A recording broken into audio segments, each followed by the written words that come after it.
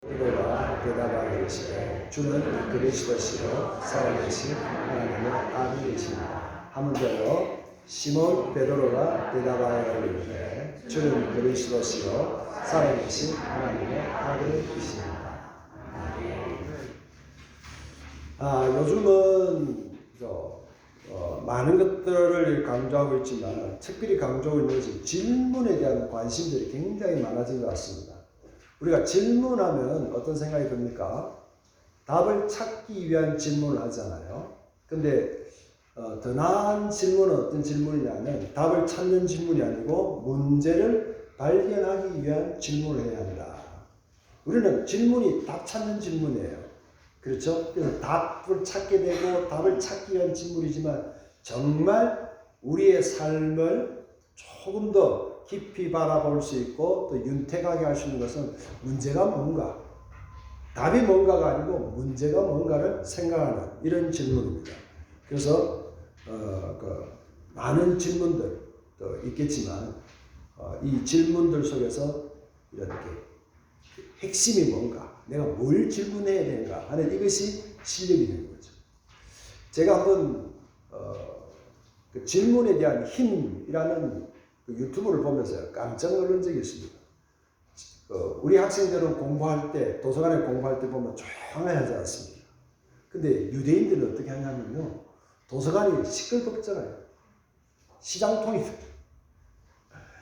그냥 조용하게 수업 시간도 보면 우리 학생들은 대학생들이요, 대학원생이든 그냥 조용하게 수업해요. 질문을 하면 어떤 학생을 그냥 일부러 질문하도록 그게 배치를 했고 방송 촬영을 하는데요. 질문하면 사람들이 이상하게 보는 거예요. 근데 유대인들, 외국인들은요, 계속 질문하는 거예요. 질문하면서 키워나가면서 봅니다. 그러니까 어떤 시험이든지 시험 준비할 때도 보면요, 혼자 준비하는 게 없더라고요. 같이 준비하면서, 같이 의논하면서, 같이 그냥 질문하면서 이렇게 서로의 답을 찾아가고 서로의 문제를 찾아가는데 우리는 전혀 그것이 아니나 하는 생각을 해봅니다. 지금 4월, 그죠? 벚꽃이 만상이죠. 한참이잖아요. 너무너무 이뻐요. 이런 질문 한번 해볼게요. 이거는 답을 찾는 질문입니다. 벚꽃의 꽃말이 뭡니까? 벚꽃의 꽃말을 아십니까? 벚꽃의 꽃말은 화산이 되어 있고 절세 미녀랍니다. 그리고 가장 아름다움 중에 아름다움이 벚꽃이랍니다. 그게 부도 포함되어 있고 번영이라는 단어도 포함되어 있고 또 이 벚꽃은 정신적인 아름다움입니다. 아름다움 중에서 최고의 극치가 벚꽃이랍니다. 근데 이번에 준비하면서 하나 알게 된 거예요. 벚꽃이 일본의 꽃이 아니고 그 원산지가 제주도랍니다. 우리나라의 꽃이랍니다. 그 얘기를 알게 됐습니다. 근데 그 벚꽃 하면요, 우리는 어떤 기억이 있습니까? 너무 신나고 너무 재밌고 뭐 꽃에 취해 있지만요, 우리 크리스찬들은 조금 손해보는 것 같아요. 꼭 벚꽃 축제를 할 때 보면 고난주가 있게 있습니다. 그래서 아이고 고난주간인데 벚꽃 구경을 가지 말지 이러고 있다가 고난주간 지나고 가자 하고 가버리면 벚꽃이 다치고 없어요. 또 공부하는 학생들은 그죠? 벚꽃 기간이 어떤 기간입니까? 중간고사 기간이에요. 중간고사. 그러니까 놀러 가고는 싶지만 시험 공부도 해야 되고, 그러니까 시험 공부도 하지도 못하고 놀러 가지도 못하는 이런 중간고사 기간이 벚꽃 기간입니다. 그래서 벚꽃의 꽃말은 또 다른 말이 있는데 중간고사랍니다. 같이 합시다. 벚꽃의 꽃말은 중간고사다. 그게 제가 힌트를 얻었습니다. 그래서 오늘 제목은 예수님의 중간고사. 같이 합시다. 예수님의 중간고사. 성경에 보면요, 많은 질문들로 가득 차 있습니다. 구약에 하나님이 질문하셨다면 신약에서는 예수님이 질문하시는 내용들로 가득 차 있습니다. 근데 우리가 오늘 이 고백을 하고 있는 이 고백도 예수님께서 물으셨죠. 뭐라고 묻냐면 너희는 나를 누구라 하느냐 하는 이 부분입니다. 이 이야기는 예수님께서 베드로에게 중간쯤에 물으셨어요. 처음부터 묻지를 않았습니다. 그러다 베드로의 처음 시작했던 입학고사가 있는 거예요. 같이 하세요. 베드로의 입학고사가 있다. 베드로의 입학고사는 뭐겠습니까? 베드로가 예수님이 처음 만났던 그때였습니다. 그때 어떤 때였습니까? 베드로는 갈릴리 바닷가에서 그 어부 전문가입니다. 평생 그 어부로 소문난 자입니다. 근데 그날 밤은 한 마리도 물고기를 잡지를 못합니다. 똑같은 바다입니다. 한 번도 잡아보지를 못한, 한 마리도 못 잡은 적이 없었던 그때입니다. 그래서 그들은 동료들과 함께 그물을 씻고 있습니다. 그 그물이 어떤 그물이겠습니까? 밤새도록 던졌던 그물입니다. 물고기는 걸리지 않고 이물질들만, 찌꺼기들만 걸려왔던, 쓰레기들만 걸려왔던 그 물질을 씻고 또 씻고 있습니다. 그럴 때 예수님이 등장하셨습니다. 그리고 예수님께서 배 두 척을 보시다가 한 배에, 저 배에 오르자 하면서 지쳐있고 피곤해 있는 이 시몬에게 예수님은 다가갑니다. 여보시오, 배 좀 타도 되겠습니까? 만약에 그 배가 물고기 한 마리라도 잡았으면 예수님을 태울 수는 없겠죠. 근데 그날따라 한 마리도 못 잡았어. 누군가 들어와도 되고 누군가 앉을 수도 있는 그물도 깨끗이 씻었습니다. 그리고 그 자리에서 예수님이 앉으시면서 가르치기 시작합니다. 많은 사람들을 배에 띄워서 이게 앞에 많은 사람이 앉아있으니까 가르치기 얼마나 좋습니까? 그러니까 확성기가 필요 없습니다. 마이크가 필요 없습니다. 저기 뒤에 갈릴리 바닷가에서 부는 바람이 예수님의 말씀과 함께 많은 회중들이 듣고 있습니다. 가만히 들어보니까 들을만한 것 같거든요. 들을 것 같거든요. 근데 바닷가에 파도가 밀려올 때마다 베드로는 무슨 생각했겠습니까? 아이고 저 바다 한 마리도 못 잡았네. 예수님의 이야기는 귀로 듣고 있지만 그의 눈은 저 바닷가에 가 있습니다. 한 마리도 못 잡겠어. 저 바다가 왜 나를 거부할까? 왜 저 물고기들이 나를 거부할까? 왜 한 마리도 못 잡을까? 끙끙 앓고 있습니다. 그런데 무슨 이야기인지 모르겠지만 다 끝났어요. 그럼 예수님이 베드로에게 이야기합니다. 여보시오, 저기 저 깊은 데로 갑시다. 깜짝 놀라는 거죠. 왜 깊은 데로 가죠? 물고기는 깊은 데 잡히질 않습니다. 그는 한 번도 깊은 곳을 가지 않았습니다. 그리고 지금 밤새도록 피곤하고 지쳐 있습니다. 더 이상 놓아줄 힘도 없습니다. 근데 뭔가 끌리기 시작합니다. 저기 깊은 데로 갔어요. 그리고 그걸로 끝나지 않고 그리고 뭐라고 말씀하냐? 고기를 잡으라 하는 거예요. 성경 한번 볼까요? 자, 누가복음 5장 3절입니다. 시작. 예수께서 한 배에 오르시니 그 배는 시몬의 배라. 육지에서 조금 뛰기를 청하시고 앉아서 배에서 무리를 가르치더니 5장 8절 시작.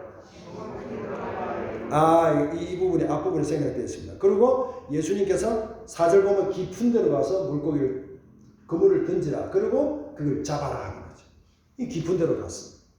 깊은 데로. 그러니까 이 깊은 데로 간다는 게 뭘까요? 이 깊은 데로 간다는 것은 자기가 정해놓았던 익숙한 자리, 근해, 근교, 물고기가 잡힐 만한 그곳에 그물질을 했습니다. 근데 깊은 데로 간다는 것은 네 상식을 벗어나라는 거죠. 네 생각을 뛰어넘어라. 네가 지금까지 생각하지 못했던 그 길로 너의 배를 젓고 가라. 요즘 유행하는 책이 있는데요. 어떤 책이냐면 폴리메스라는 책이 있습니다. 폴리메스. 이거는 어떤 책이냐면요. 한 눈물을 파서는 이제는 성공하지 못한다. 지금 이 시대는 한 눈물을 파는 시대가 아니고 많은 눈물을 파야 되고 뿐만 아니라 내가 가지고 있는 한 분야의 전문가가 아니라 여러 분야의 전문직을 가지고 있어야 된다. 그 이야기를 하고 있죠. 또 누구를 예를 들고 있냐면 괴테를 예를 들고 있어요. 괴테는 우리가 소설가라고 생각하지만 그는요 소설뿐만 아니라 의학이라든지 또 음악이라든지 이 모든 분야에 동식물 이런 모든 분야에 그냥 능수능란한 자가 괴테예요. 그러니까 그의 책 안에 그의 글 안에 모든 것들이 다 포함되거든요. 또 여러 사람을 소개하고 있는데 누굴 소개하냐면 아인슈타인을 소개하고 있습니다. 아인슈타인은 우리가 의사라고 알고 있잖아요. 근데 아인슈타인은 신학 박사입니다. 신학 박사일 뿐만 아니라 음악 박사입니다. 그러니까 그가 가지고 있는 이런 모든 세계가 하나로 묶여지는 거죠. 이 폴리메스는 뭐냐면 모든 분야의 다양한 분야에서 다양한 걸 보면서 누구도 생각하지 못했던 자기만의 방법으로 그 방법을 찾아내는 그걸 구해내는 자가 폴리메스. 이런 시대가 앞으로 우리가 4차원 5차원 시대에서 살아갈 자다 하는 내용 기록되어 있거든요. 그러니까 베드로는 익숙한 거예요. 자기 것 말고는 해본 적이 없어요. 사고가 물고기 잡는다. 물고기는 가까운 데 잡아야 된다. 아침에 되면 물고기를 잡을 수 있다는 모든 사고가 깨지고 깊은 데로 가라는 그 이야기는 그냥 깊은 데 가서 그물 한번 던져봐라는 이야기가 아니고 지금까지 네가 익숙한 것들, 지금까지 네가 가지고 있던 생각들, 지금 네가 보고 있던 것들, 네가 살고 있는 것들, 네가 지고 있는 것들, 네가 만지고 있는 것들, 그 모든 것에 대해서 깊은 곳으로 가라. 10년 이거든요. 깊은 곳으로 가라. 베드로는 그냥 갔겠습니까? 무슨 생각을 했겠습니까? 한 번도 가본 줄 알았는데 밤새도록 한 마리도 못 잡았는데 다른 그물을 준 것도 아니고 다른 배를 탄 것도 아니고 다른 바다로 가는 것도 아니고 그 바다야, 그 물이야, 그 그물이야, 그 사람이야. 그냥 가고 있는 거죠. 그러면서 직접 물어보지 못하고 바다에게 물어봅니다. 물들에게 물어봅니다. 야, 너가 달라졌어? 너희들이 변했어? 이거 물고기 걸리지 않기만 해봐라. 내가 한 소리 할 거야. 가는 거죠. 근데 깊은 데로 가서 그물을 던졌습니다. 어떻습니까? 그물이 물고기가 가득 잡혔습니다. 그 다음에 반응이 재밌는 반응이죠. 그럼 베드로는 어떻게 되겠습니까? 야호! 물고기 잡았다. 팔로 가자. 이게 얼마? 하지 않고 베드로의 첫 마디는 뭡니까? 주여, 나를 떠나소서. 내가 죄인입니다. 그 본문입니다. 자, 5장 8절 한번 봅시다. 시작. 시몬 베드로가 이를 보고 예수의 무릎 아래 엎드려 이르되 주여, 나를 떠나소서. 나는 죄인이로소이다 하니. 자, 여기서 자기가 왜 죄인이에요? 왜 떠나야 됩니까? 이런 대박이 났으면 주여, 더 있겠습니다. 물고기 더 잡게 해주세요. 물고기 더 많이 잡게 해주세요. 더 깊은 데가 어딥니까? 더 잡을 데가 어딥니까? 더 누릴 데가 어딥니까? 해야 되잖아요. 근데 베드로는 뭐라 합니까? 주여, 나를 떠나소서. 내가 죄인이라는 거죠. 여기 왜 죄인이라는 단어가 나올까요? 베드로가 무슨 죄를 지었습니까? 속으로 욕했던 그 죄를 이야기할까요? 아니라는 이야기죠. 그러니까 성경을 질문해야 된다 그 이야기예요. 예수님이 베드로를 해서 첫 번째 입학고사가 이 질문을 하는 거죠. 깊은 데를 가서 던져라. 그리고 베드로는 그걸 아는 거예요. 이분이 누구단 말입니까? 지금까지 죄라는 건 뭐냐면 지금까지 내가 살고 있는 그 한계를 벗어나지 못하는 게 죄라는 거예요. 내가 누군 줄 모르는 게 죄라는 이야기죠. 내가 어떤 사람인지 내가 뭐하는 사람인지 아무 생각 없이 살아가는 그게 죄라는 거죠. 우리는요, 우리 자신에 대해서 안다고 해요. 근데 가만히 생각해보면 내 얼굴을 직접 한 번도 본 적이 없잖아요. 아는 걸 뭘 통해서 합니까? 거울을 통해서 아는 거예요. 다른 사람이 말하는 걸 통해서 아는 거예요. 그럼 나는 누군가요? 내가 보면 그 거울이 찌그러진 거울이고 깨진 거울이라면, 조각난 거울이라면 나를 제대로 볼 수 있을까요? 누군가가 나에게 이야기를 할 때, 야, 정말 좋아, 괜찮아. 근데 그게 정말 좋은 거 괜찮을 걸까요? 그 어떤 사람이 그렇게 이야기해요. 똑같이 중간고사 성적이 70점이 나왔어요. 어떤 부모는, 와, 잘했다, 진짜 잘했다. 야, 너 실력 대단하다, 70점이면 잘한 거야. 그런 부모가 있는가 하면 어떤 부모는 또 어떻게 해야 하겠습니까? 70점? 이게 점수라고 받아온 거야? 왜 그래 머리가 안 좋아? 머리가 왜 공부를 못해? 똑같은 70점인데 누구가 말하느냐에 따라서 그가 머리 좋은 사람, 착한 사람, 공부 잘하는 사람이 되어버린다. 그게 뭐랍니까? 그게 죄인이라는 거죠. 내가 내 생각으로 묻고 있는 것들, 내가 내 한계를 묶어버리고 내가 하나님의 형상인 것을 내 스스로가 찌그러뜨려버리고 하나님 우리에게 주신 모든 걸 다 주셨는데 거기에서 내가 축소시키고 그게 틀에 집어였고 그 안에 집어였고 담아내는 그것이 죄라는 거죠. 어떻게 알 수 있습니까? 누가 보면 10장이죠. 그러면 예수님께서 야, 죄를 용서한다 해야 되잖아요. 근데 이거 뭐라고 이야기합니까? 무수하지 마라. 무수하지 마라. 10절 하겠습니다. 시작. 세베대의 아들로서 시몬의 동업자인 야고보와 요한도 놀랐습니다. 예수께서 시몬에게 이르되 무수하지 말라. 이제 후로는 네가 사랑을 취하리라 하시니. 할렐루야. 무수하지 말라는 거죠. 무수하지 말라는 거죠. 뭘 무수하지 말랍니까? 네가 앞으로 할 일에 대해서 무수하지 말라는 거죠. 네가 앞으로 해야 할 일에 대해서 무수하지 말라는 거죠. 이게 뭐란 말입니까? 입학고사. 입학고사에 뭘 물어보십니까? 내가 누군가를 알아야 되는 거죠. 내가 뭐 하는 사람인지를 알아야 되는 거죠. 내가 나름대로 고사한 것 같고 뭔가 누린 것 같지만 아니요. 거기에서 더 나를 들여다보기 시작합니다. 정말 아무것도 할 수 없는, 아무것도 내 스스로가 할 수 없는 내 죄에 대해서, 내 생각에 대해서, 내 행동에서 내가 내 스스로가 통제하지 못하고 있는, 나는 하고 싶지만 해야 된다지만 정말 내가 하고 싶은 대로 할 수 없는, 아무것도 내 스스로 할 수 없는 그런 존재라는 것을 고백하는, 그걸 아는 게 입학고사라는 거죠. 믿음의 입학고사는요, 신앙의 입학고사는요, 내가 누군지를 아는 거죠. 어디 앞에 쓰면 합니까? 거울 앞에 쓰면 합니다. 어떤 거울? 예수 거울 앞에. 할렐루야. 말씀의 거울 앞에 쓸 때 내가 누군지를 아는 거예요. 아, 이게 죄인구나. 네 마음으로 품은 것들, 눈으로 보는 것들, 입으로 욕하는 것들, 그거 다 뭐란 말입니까? 죄라는 걸 알 때, 내 안에 있는 머리부터 발끝까지 죄로 가득 차 있다는 걸 알 그때에 그 거울을 볼 때 주님 불쌍히 여겨 주십시오. 하나님 도와주십시오. 그게 믿음의 시작이라는 거죠. 자, 그러고 난 뒤에 중간고사는 언제쯤 치십니까? 예수님 함께 다니면서 한 3년 정도 같이 다녔습니다. 많이 봤습니다. 기적이 일어났습니다. 많은 능력들이 일어났습니다.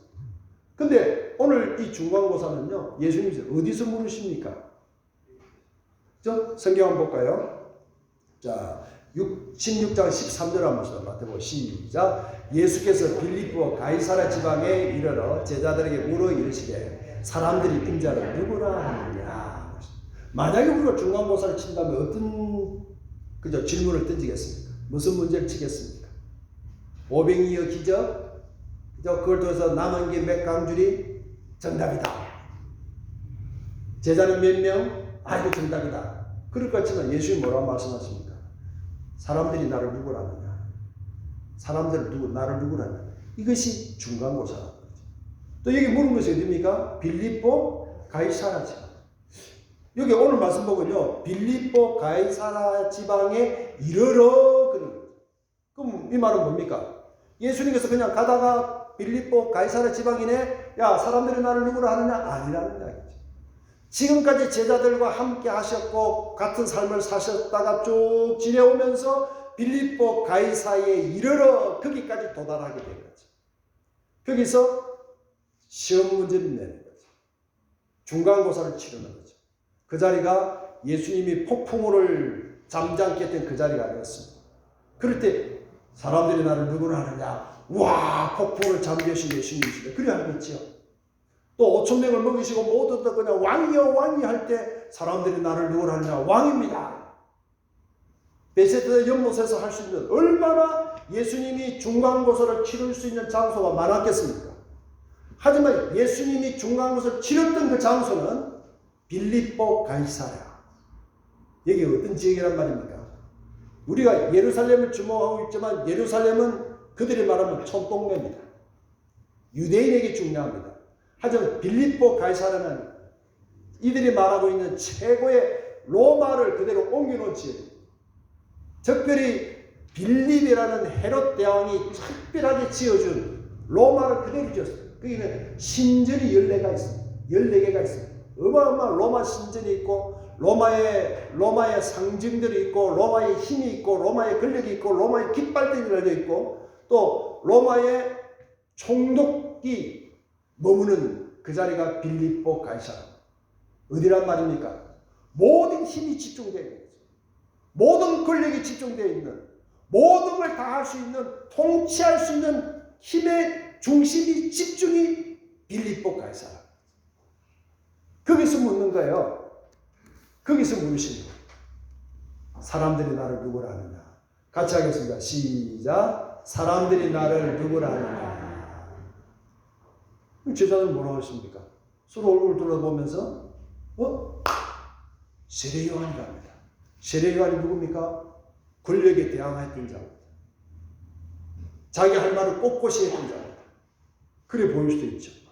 또 누구는 이야기합니다. 엘리야입니다. 엘리야는 누굽니까? 말라기스를 통해서 다시 오실 메시아는 엘리야다. 엘리야는 불병거를 타고 하늘에 올라갔잖아요. 너희들이 보는 것처럼 다시 오려 했던 게 엘리야거든요. 그들은 메시아가 자기들의 구원주가 구세주가 온다면 엘리야가 온다고 생각하는 거죠. 엘리야라는 이야기를 하죠. 또 누굴 이야기합니까? 예레미야. 예레미야는 누굽니까? 눈물로 하나님 말씀을 전했던 자가 예레미야. 가슴을 치면서 3년 동안 그냥 눈물 바다를 만들었던, 옷을 벌거벗고 다니면서 너희들이 하나님께 돌아오지 않으면 이렇게 벌거벗은 채로 포로로 잡혀갈 것이다. 바벨론의 포로로 잡힐 것이다. 하나님께 돌아와야 되는데 외쳤던 자가 예레미야. 예수님께 그것도 있었거든요. 그러면서 뭐라고 이야기하면 선지자들 중에 한 분이다. 선지자가 누굽니까? 하나님의 말씀을, 하나님의 마음을 그대로 받아서 전하는 자가 선지자였어요. 예수님이 그렇게 보였다는 거죠. 그죠? 중요한 거죠. 예수 믿는 우리는 어떻게 보여야 될까요? 보여줘야 되는 거죠. 주여 주여 하는 자마다 다 천국에 들어가는 것이 아니고 아버지의 뜻대로 행하는 자야들만 천국에 들어간다 했잖아요. 그들의 열매를 보고 그들을 판단하라 했잖아요. 예수님이 보여주셨던 것처럼 그들이 본 것처럼 야! 이런 분이 하고 말할 수 있는, 할 말이 있는 자가 예수 믿는 사람이죠. 그걸로 끝나지 않습니다. 예수님 뭐라고 묻습니까? 그러면 너희들은 나를 누구라 하느냐? 베드로 금방 대답한 거 아니겠어요? 그냥 제자들이 서로 눈치를 보면서 이만저만 하려고 했습니다. 그때 용감한 베드로가 벌떡 일었습니다. 주는 그리스도시요 살아계신 하나님의 아들입니다. 주는 그리스도란 말은 메시아란 말입니다. 구원주란 말입니다. 예수님은 주가 되신 겁니다. 할렐루야. 정말 중요한 게 주예요. 주. 누가 주인이냐. 누가 중심점이 어디냐는 그게 중요한 것이에요. 또 뭐라고요? 살아계신 하나님의 아들. 아들이란 말은 아버지와 같다는 이야기입니다. 유대의 아들은요, 아버지의 것을 그대로 다 이어받습니다. 아버지가 하는 걸 그대로 하고 있습니다. 우리가 찬양 부른 것처럼 아버지의 고손의 포개고 아버지의 발의 포개는 그게 아들입니다. 아들은 같은 자가 아들입니다. 그게 아들입니다. 근데 어떤 아들? 살아계신. 할렐루야. 살아계신 하나님의 아들이라. 이 말이 얼마나 놀랍습니까? 얼마나 엄청난 고백입니까? 예수님 하신 얘기가 바요나 시모나 참 복되도다. 이것을 알게 하니는 네가 아니고 하나님께서, 성령께서 그걸 고백하게 했다. 그러고 있습니다. 그죠? 그 이야기를 하고 있죠. 그러면서 뭐라고 말씀하시냐면, 자, 18절 한번 봅시다. 시작. 또 내가 내게 이르노니 너는 베드로라. 내가 이 반석 위에 내 교회를 세우리니 음부의 군세가 이기지 못하리라. 베드로란 말은 반석이란 말입니다. 기초란 말입니다. 밑바닥이란 말입니다. 저력이란 말입니다. 믿음은 밑바닥이에요. 믿음은 바탕이에요. 바탕에 뭘 깔고 있느냐? 바탕에 뭘 붙잡고 있느냐? 뭘 누르고 있느냐? 어디에 서 있느냐? 그게 반석이란 말이에요. 그게 믿음이란 말이죠. 그러면서 여기 이 너 위에, 여기서 반석이란 말은 베드로가 남자를 부르고 있다면 반석은 여성 명사거든요. 베드로가 반석이란 말은 아니에요. 뭐가 반석이란 말입니까? 베드로가 고백한 이 고백. 주는 그리스도시요 살아계신 하나님의 아들입니다. 그 고백 위에 내가 내 교회를 세우겠다. 할렐루야. 교회는 뭐란 말입니까? 주님이 주 되신 것이 교회예요. 이 고백이 살아있고 살아계신 하나님을 알고 그렇게 살아내는 것이 교회다. 교회의 주인은 누구다? 하나님입니다. 할렐루야. 그 이야기를 하고 있습니다. 이게 뭡니까? 중간고사라는 거죠. 중간고사의 이 질문은 굉장히 중요합니다. 우리는 늘 물어야 됩니다. 너는 나를 누구라 하느냐? 여기 베드로에게 물었던 그 주님은 오늘 나에게 묻습니다. 너는 나를 누구라 하느냐? 너는 나를 무엇이라 하느냐? 우리가 언제 기도하지요? 급할 때 기도하죠. 그러면 예수님은 누구란 말입니까? 내 급한 불을 끄시는 소방수인 거예요. 우리는 언제 기도할까요? 뭔가 얻을 때 기도하죠. 그러면 예수님은 누구란 말입니까? 택배 기사예요. 뭔가 필요할 때, 고쳐야 될 때 기도하죠. 그러면 예수님 누구란 말입니까? 수리사다. 언제 기도하나요? 언제 예수님을 찾나요? 그것이 그 사람이 하나님에 대한 생각인 거예요. 우리 물으시는 거죠. 너는 언제 기도하느냐? 너는 나를 누구라고 하느냐? 너는 나를 누구라 하느냐? 이 너는 나를 누구라 하느냐? 이 고백이 앞으로 우리의 살아갈 모든 힘의 근원인 거예요. 할렐루야? 바탕인 거예요. 지금 예수님의 제자들은 예수님이 십자가로 가야 되지만 십자가 아무 상관없는 삶을 살고 있습니다. 그들이 살아낼 수 있는 그 힘은 너희들이 나를 누구라 하느냐? 예수 그리스도를 아는 것 말고는 없다는 거예요. 예수 그리스도가 어떤 분인가를 알고 예수 그리스도의 십자가가 어떤 것인지를 알 그때에 그것이 그들의 십자가 길로 죽음의 길로 제자의 길로 갈 수 있는 힘이 되고 추진력이 되고 원동력이 되고 끌어낼 수 있는 걸어다니는 힘이 너는 나를 누구라? 할렐루야. 아멘. 이 질문을 물으십니다. 중간고사입니다. 너는 나를 누구라 하느냐? 같이 하겠습니다. 중간고사는 너는 나를 누구라 하느냐? 이 질문.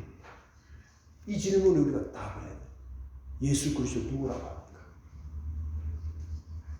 우리가 학생들 중간고사를 잘 치더라도 기말고사를 놓치면 점수가 안 좋잖아요.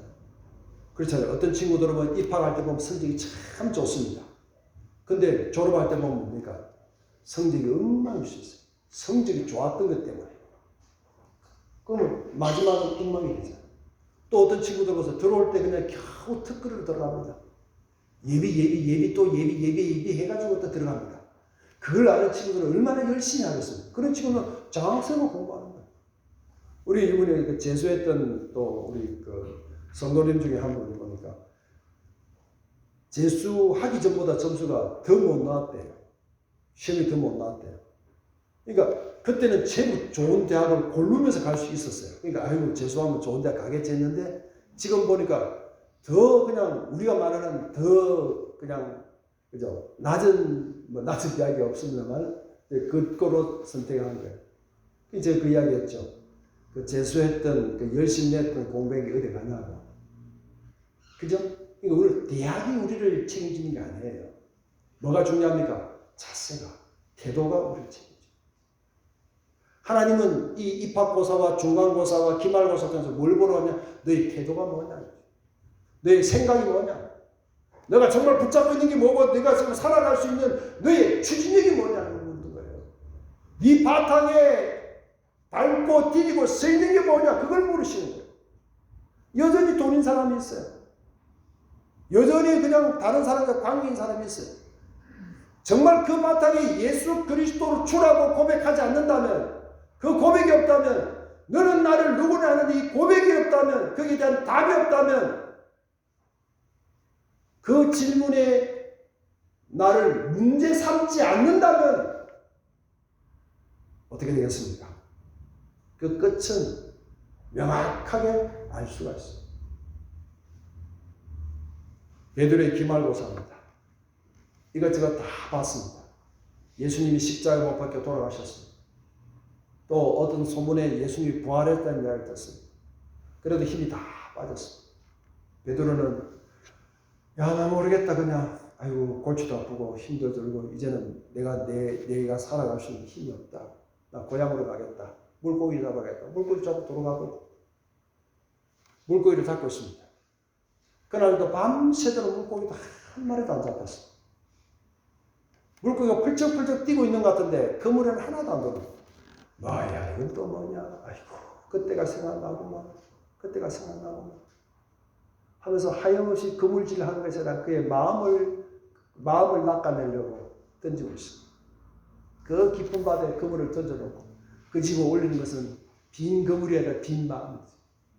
빈 비전이지. 달아올던 열정들, 한번 해보려고 했던 그 마음들 다 바닷속에 펑들 던져버려. 당길 때마다 그냥 빈 것들이 올라오고 허전한 것들이 올라오고 있어. 뭐야 이건 또 뭐야. 그러고 있을 때 저기서 소리 들려. 물고기 좀 잡았어. 안 잡았어요? 없어요. 누군가 물고기 새벽부터 살아온 적 나갔어. 없는데요. 오른쪽으로 던져보시오. 저 오른쪽 던지면 저 바깥에서 물고기 뛰는 게 보이는 것 같다. 그래 던져보자. 나는 안 보이니까. 가까운 데서 안 보이지. 멀리서는 보이잖아. 던지는 거예요. 휙 던지니까 땡겨봅니다. 묵직한 것이 거든요. 물고기. 당기면서 깜짝 놀랐죠. 옆에 있던 다른 동료가 예수입니다. 예수입니다. 예수입니다.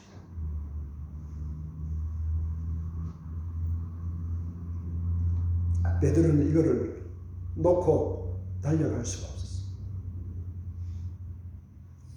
더 이상 자기가 붙잡았던 것을 놓을 수가 없었어. 옆 동료에게 맡기고 그 바다로 첨벙첨벙되면서 푸능푸능되면서 겉옷을 벗어들고 쫓아오고 주님이 모닥불을 피워놓고 거기에 생선을 구워놓고 와서 먹어라 배고프지. 한참 아무 말도 없이 생선을 구운 걸 먹습니다.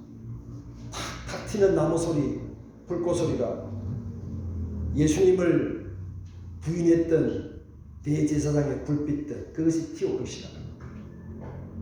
불이 튀는 것이 아니라 그때 자기의 목소리가 들어갑니다. 나는 몰라. 저 사람 몰라. 저 인간이 누군데. 나 상관없어. 하는 소리와 모닥불이 튀는 그 소리와 함께 튀어오르기 시작합니다. 히크히크 예수님을 바라봅니다. 아무 말이 없습니다. 베드로야, 네가 이것들보다 나를 더 사랑하느냐? 여기 있는 먹는 것들, 여기 있는 사람들, 여기 함께하는 그것들보다 네가 나를 더 사랑하느냐? 베드로는 뭐라고 이야기합니까? 주님 아시지 않습니까? 내 꼬라지를 아시지 않습니까? 내 상태를 아시지 않습니까? 내 양을 먹이라.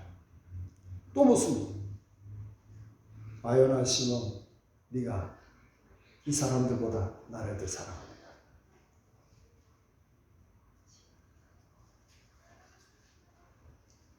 네가 내 양을 먹이라. 세 번째 똑같은 질문을 하시다. 베드로가 근심이 크죠. 베드로 뭐라고 고백합니까? 네가 나를 사랑하느냐? 네가 나를 사랑하느냐? 아시지 않습니까? 내 사랑의 수준도, 내 사랑의 크기도, 내 사랑을 말하고 있지만 그 사랑이 나에게만 가득 차 있는 나만 생각했던 그 사랑, 그거 아시지 않습니까? 그거 아시지 않습니까?